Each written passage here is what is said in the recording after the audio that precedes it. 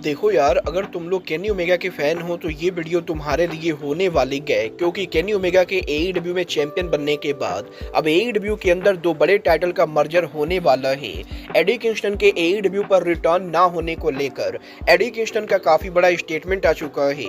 AEW के all in के ticket cell को लेकर लेटेस्ट नंबर सामने आ चुके गए, तो वहीं विल ऑस्प्रे के द्वारा डब्ल्यूडब्ल्यूई के फैन बॉयज को मॉक कर दिया गया है।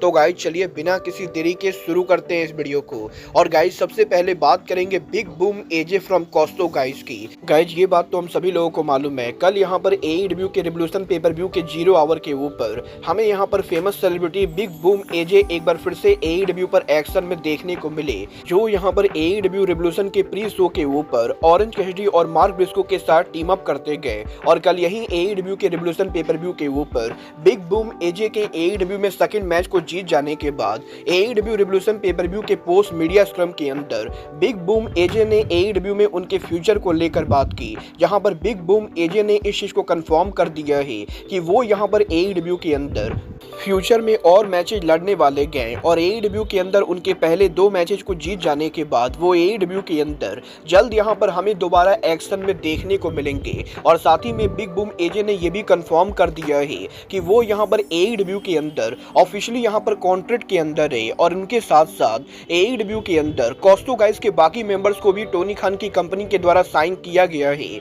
और बिग जस्टिस के साथ साथ एईडब्ल्यू के अंदर टोनी खान ने यहां पर उनकी पूरी फैमिली को साइन किया है, जिसका मतलब ये है कि फ्यूचर में एईडब्ल्यू के अंदर बिग बूम एजे के बाद हमें यहां पर बिग जस्टिस भी रेसल करते हुए दिखाई दे सकते गए। कल देखना दिलचस्प होने वाला है कि टोनी खान के टिकटॉक सेलिब्रिटी को साइन करने के बाद एईडब्ल्यू कंपनी को इससे क्या कुछ फायदा होता है। बट गाइस चलिए फिलहाल आगे बढ़ते और बात करते हैं एईडब्ल्यू के ऑल इन के टिकट सेल की। बात करें अगर यहां पर एईडब्ल्यू के ऑल इन के टिकट सेल की, तो गाइस यहां पर 12 जुलाई को एईडब्ल्यू के ऑल इन पेपर व्यू के लिए करंटली यहां पर एईडब्ल्यू की ओवरऑल कैपेसिटी एईडब्ल्यू ने 18,140 के बराबर रखी गए, जहां पर 18,140 टिकट में से एईडब्ल्यू ने 11,949 टिकट सोल्ड आउट किए हैं। बट अब भी यहां पर एईडब्ल्यू के ऑल इन के ऊपर एईडब्ल्यू कंपनी को करीबन 6,000 से ज्यादा टिकट सोल्ड आउट करना बाकी गए, जो कि मेरे हिसाब से डेफिनेटली आने वाले टाइम पर होने वाला है। बट गाइज करंटली जिस तरीके से ऑल इन की टिकट सेल जा रही गए वो यहाँ पर बिल्कुल भी बढ़िया नहीं गए, क्योंकि एईडब्ल्यू कंपनी एक हफ्ते के अंदर करंटली मुश्किल से 200 टिकट सेल आउट कर रही गए। और इस हिसाब से अगर यहाँ पर टिकट सेल चलता रहा तो एईडब्ल्यू की ऑल इन की अटेंडेंस इस साल यहाँ पर काफी डाउन होने वाले गए। अब ये तो आने वाला टाइम बताएगा कि ऑल इन की फाइनल टिकट सेल और फाइनल अटेंडेंस कितनी होती गए। बट गाइज चलिए फिलहाल आगे बढ़ते और बात करते हैं एईडब्ल्यू सुपरस्टार स्वॉर्ब स्टिकलैंड की। इस हफ्ते स्वॉर्ब के लेटेस्ट इंटरव्यू के अंदर स्वॉर्ब स्टिकलैंड ने एईडब्ल्यू के ऊपर possibly famous rapper Kendrick Lamar के एईडब्ल्यू पर आने को लेकर बात की, जहां पर स्वॉर्ब का ये कहना है कि रिसेंटली यहां पर स्वॉर्ब ने भी इस चीज को लेकर रूमर सुने गए कि केंड्रिक लैमार के एईडब्ल्यू पर आने को लेकर बातें चल रही गए। बट स्वॉर्ब स्टिकलैंड लोगों को बताना चाहेंगे कि उन्हें यहां पर जितना मालूम है एईडब्ल्यू के अंदर फिलहाल यहां पर केंड्रिक लैमार के आने को लेकर कोई भी प्लान नहीं गए। और उन्हें यहां पर नहीं लगता है कि फिलहाल यहां पर एईडब्ल्यू कंपनी केंड्रिक लैमार को लाने को लेकर बातें कर रही गए। और स्वॉर्ब को नहीं मालूम है कि एग्जैक्टली इंटरनेट के ऊपर केंड्रिक लैमार के एईडब्ल्यू पर आने को लेकर रूमर कहां से आई। बट स्वॉर्ब यहां पर ये कंफर्म कर सकते गए कि फिलहाल तो एईडब्ल्यू के अंदर एईडब्ल्यू कंपनी केंड्रिक लैमार को नहीं लाने वाली गए। ये आने वाला टाइम बताएगा कि एईडब्ल्यू कंपनी फेमस रैपर को एईडब्ल्यू के ऊपर लाती है या नहीं। बट गाइस चलिए फिलहाल आगे बढ़ते और बात करते हैं एईडब्ल्यू के इंजर्ड सुपरस्टार एडी किंगस्टन की। बात करें अगर यहाँ पर एडी किंगस्टन की, तो गाइस ये बात तो हम सभी लोगों को मालूम है, एडी किंगस्टन काफी लंबे टाइम से लेग इंजरी से गुजर रहे गए। और अभी यहाँ पर एडी किंगस्टन की इंजरी को ठीक होने में काफी टाइम है। बट कल यहाँ पर एईडब्ल्यू के रिवोल्यूशन पेपर व्यू के बाद अब एडी किंगस्टन ने सोशल मीडिया के ऊपर एईडब्ल्यू कंपनी में उनके कमबैक को लेकर एक बहुत ही स्ट्रेंज कॉमेंट किया है, जहां पर एडी किंगस्टन ने इंस्टाग्राम के ऊपर एईडब्ल्यू कंपनी पर उनके वापस ना आने को लेकर बातें की गए। और एडी किंगस्टन इंस्टाग्राम पर पोस्ट करके ये कहते गए कि एईडब्ल्यू कंपनी के अंदर कल रिवोल्यूशन पेपर व्यू पर जो कुछ भी हुआ है वो सब देखने के बाद अब एडी किंगस्टन को एईडब्ल्यू कंपनी पर वापस नहीं आना है। और एडी किंगस्टन को ये समझ में नहीं आ रहा है कि वो एईडब्ल्यू पर वापस आएंगे या नहीं। और इस तरीके से एडी किंगस्टन ने इनडायरेक्टली ये टीज कर दिया है कि वो एईडब्ल्यू पर वापस आना नहीं चाहते गए। अभी तक एग्जैक्टली ये क्लियर नहीं हुआ है कि एडी किंगस्टन के इस कमेंट के द्वारा वो क्या कहना चाहते गए, और क्या यहाँ पर एडी किंगस्टन का ये कमेंट स्क्रिप्टेड है या यहाँ पर सच में में एडब्ल्यू के अंदर अब एडी किंगस्टन वापस आना नहीं चाहते गए। वेल गाइस, यहाँ पर वैसे तो मैं एडी किंगस्टन को बिल्कुल भी हेट नहीं करता हूँ, बट गाइस डेफिनेटली यहाँ पर करंटली एडब्ल्यू के रोस्टर के अंदर एडब्ल्यू कंपनी में जिस लेवल के रेसलर काम कर रहे गए, अगर यहाँ पर एडी किंगस्टन नहीं भी आते गए तो भी एडब्ल्यू कंपनी को कोई फर्क नहीं पड़ेगा। बट गाइस चलिए फिलहाल आगे बढ़ते और बात करते हैं एडब्ल्यू सुपरस्टार विल ऑस्प्रे की।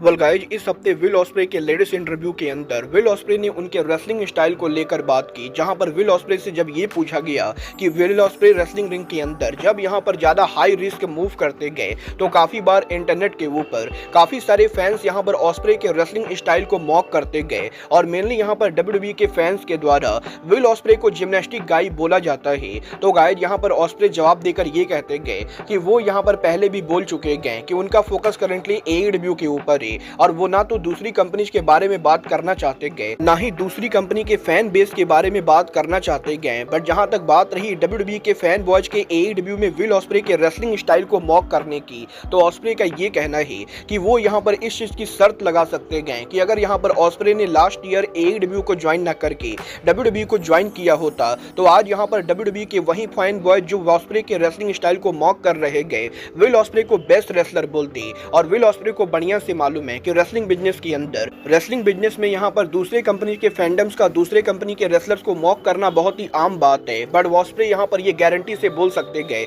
कि अगर यहाँ पर ऑस्प्रे ने लास्ट ईयर डब्ल्यूडब्ल्यूई को ज्वाइन किया होता तो अभी तक यहाँ पर डब्ल्यूडब्ल्यूई के सारे फैंस विल ऑस्प्रे को best wrestler in the world बोल रहे होते। और ऑस्प्रे यहाँ पर ये प्रूफ कर सकते गए कि वो यहाँ पर आज भी दुनिया के सबसे बेहतरीन रेसलर है। और अगर यहाँ पर ऑस्प्रे डब्ल्यूडब्ल्यूई के अंदर होते तो जो लोग यहाँ पर ऑस्प्रे को ट्रोल कर रहे गए वही लोग ऑस्प्रे की एस लीक कर रहे होते। और कुछ इस तरीके से इनडायरेक्टली विल ऑस्प्रे ने डब्ल्यूडब्ल्यूई के फैन बॉयज को बुरी तरह से रोस्ट कर दिया है। वेल मैं यहाँ पर ऑस्प्रे की बात से पूरी तरह से एग्री करता हूँ और मुझे भी लगता है कि अगर यहाँ पर ऑस्प्रे डब्ल्यूडब्ल्यूई के ऊपर होते तो करंटली डब्ल्यूडब्ल्यूई के फैन बॉयज विल ऑस्प्रे को best wrestler in the world बोलते।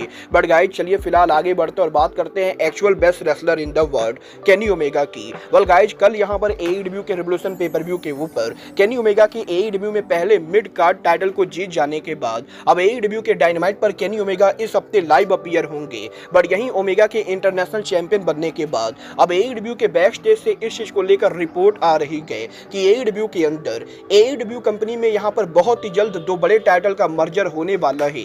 और ये दोनों टाइटल और कोई नहीं बल्कि केनी ओमेगा का इंटरनेशनल टाइटल और काजुचिका ओकाडा का कॉन्टिनेंटल टाइटल है। और एईडब्ल्यू के अंदर क्योंकि कंपनी के अंदर करंटली 3 से 4 मिड कार्ड टाइटल हो चुके गए तो इसीलिए कंपनी टाइटल्स को कम करने के लिए अब एईडब्ल्यू के अंदर 2025 के अंदर कॉन्टिनेंटल टाइटल और इंटरनेशनल टाइटल का मर्जर करने वाले गए। और हमें यहाँ पर बहुत ही जल्द एईडब्ल्यू के अंदर possibly Okada versus omega rivalry के अंदर ये दोनों टाइटल मर्ज होते हुए दिखाई देंगे। और होपफुली एईडब्ल्यू का ऑल इन वो पेपर-व्यू होगा जब यहाँ पर चैंपियन वर्सेज चैंपियन मैच के अंदर एईडब्ल्यू कंपनी इन दोनों टाइटल को मर्ज करेगी। वेल देखना दिलचस्प होने वाला है कि अगर यहाँ पर एईडब्ल्यू इन दोनों टाइटल को मर्ज करते गए तो एईडब्ल्यू के अंदर कॉन्टिनेंटल क्लासिक टूर्नामेंट का क्या होता है और एईडब्ल्यू के अंदर इन दो टाइटल के मर्ज होने के बाद टाइटल का न्यू नेम क्या होता है।